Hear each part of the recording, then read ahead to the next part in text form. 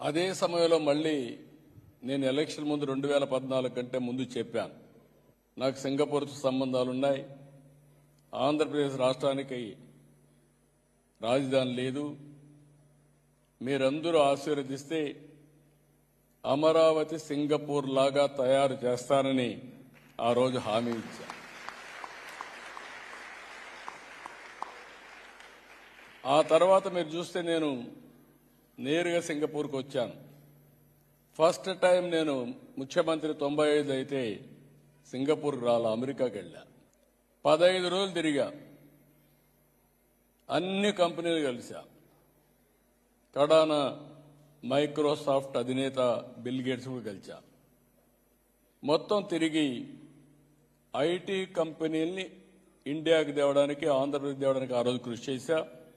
రెండోసారి ముఖ్యమంత్రి అయిన తర్వాత నేరుగా సింగపూర్కి వచ్చి, నాకు రాజధాని లేదు, మీరేం చేస్తారో తెలియదు, టెండర్లు పిలవడానికి టైం అవుతుంది, నాకు ఫ్రీగా మాస్టర్ ప్లాన్ డీటెయిల్స్ తయారు చేయమని ఆ రోజు అడిగితే సెంట్రల్ క్యాబినెట్ తీసుకెళ్లి ఆ రోజున్న ప్రధానమంత్రి లీ గారైతే ఇమ్మీడియట్ గా ఆంధ్రప్రదేశ్ అమరావతికి మాస్టర్ ప్లాన్ తయారు చేస్తామని, ఫ్రీగా తయారు చేస్తామని చేసి పెట్టిన దేశం సింగపూర్ దేశం.